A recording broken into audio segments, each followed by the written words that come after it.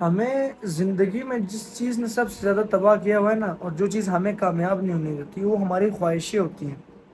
ہماری خواہشات ہمیں تباہ کرتی ہیں، ہماری خواہشات ہمیں کامیابی تک نہیں لے کے جا سکتی۔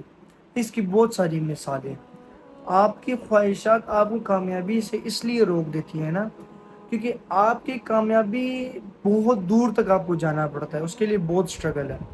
اور خواہشات ہر قدم پہ انسان کی ہوتی ہے، انسان کی خواہشات کم نہیں ہو سکتی، اور خواہشات بڑھتی رہتی ہیں۔ اگر آپ کو ایک چیز مل بھی جائے نا، تو آپ کا اس کے اوپر دل نہیں بڑھتا، آپ کی ایک اور خواہش بن جاتی ہے۔ جب وہ مل جاتی ہے تو پھر ایک اور خواہش بن جاتی ہے۔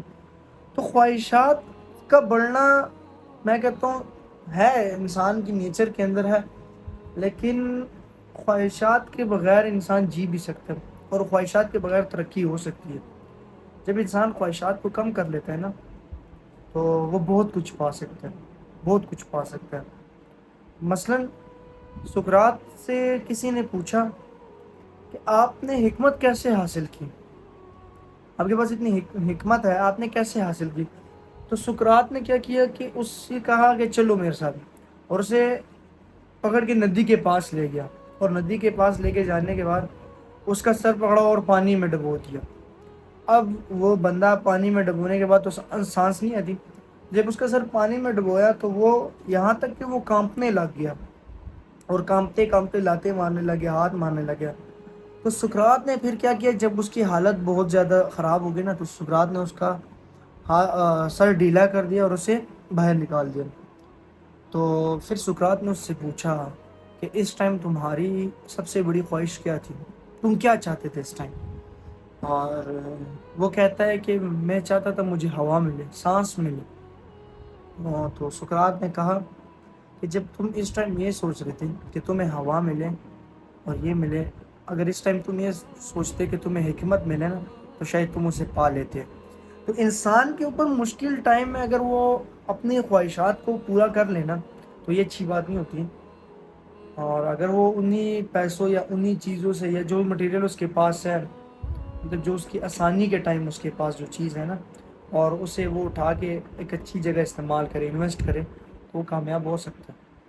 ہمارے معاشرے میں سب سے بڑا مسئلہ پتہ ہے کیا ہے؟ جب ہمیں ایزی ٹائم ملتا ہے نا، یا ہمارے پاس کوئی دولت اور شہرت بڑھ جاتی، تو ہم اسے اڑانا شروع کر دیتے ہیں، ہم اس کے استعمال کو صحیح سمجھ نہیں پاتے، اور اسی وجہ سے پھر انسان کی زندگی میں غربت آ جاتی ہے۔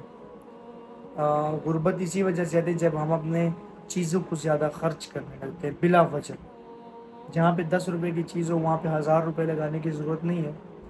تو زندگی میں کوشش کیا کرو کہ خواہشات کو کم رکھو۔ جب تمہاری زندگی میں خواہشات کم ہوں گے نا، سٹارٹنگ میں، اسٹرگل میں، تو اس ٹائم تم پھر بہت جلدی سکسیس ہوگے، اب تم کامیابی پا سکو گے۔ لیکن اگر تمہاری زندگی میں خواہشات زیادہ ہوں گی، اور تمہاری منزل نہیں ہوگی، کوئی مقصد نہیں ہوگا، کوئی مشن نہیں ہوگا، کوئی ایم نہیں ہوگا، مطلب کوئی کامیابی تم نے سوچی نہیں ہوگی اپنے لیے، نہ سوسائٹی کے لیے، نہ لوگوں کے لیے، تو پھر میرے خیال میں تمہاری زندگی میں مشکلات بھی بہت آئیں گی۔ خواہشات پوری کرتا ہے اللہ، یہ نہیں کہ نہیں کرتا، لیکن پھر مشکلات ڈبل ہوں گی، کیونکہ سٹارٹنگ سٹرگل جب ہوتی ہے نا انسان کی، کسی بھی فیلڈ کے اندر، کسی بھی شعبے کے اندر، تو تقریباً 5 سے 6 سال لگتے ہیں اس کو اس فیلڈ کا ماہر بننے کے لیے، اس فیلڈ کا استاذ بننے کے لیے۔ تو ان 5 6 سالوں میں جتنی تم خواہشات کو کم رکھو نا، تو اتنی اللہ تمہیں کامیابی دے گا۔ اور خواہشات اس دنیا میں پورا کر کے کریں گے بھی کیا؟ کچھ بھی نہیں ملتا۔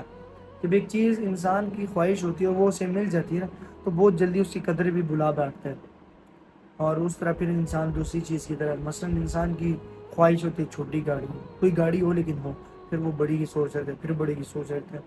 خواہشات نہیں بڑھتی کبھی بھی، انسان ان کو پورا نہیں کر سکتا۔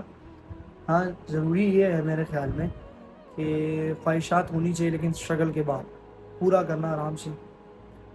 لیکن اسٹرگل کے ٹائم میں محنت کریں، بس خواہشات کو کم رکھیں، اپنے پیسے کو صحیح جگہ انویسٹ کریں، اپنی چیزیں، اپنے وقت کو صحیح جگہ انویسٹ کریں۔ جو تم لوگوں کا وقت ہے وہ امپورٹنٹ ہے، تو انشاءاللہ زندگی میں بہت جلدی ترقی کریں گے۔ شکریہ۔ اگر میرے الفاظ پسند آتے ہیں تو فالو کر سکتے ہیں۔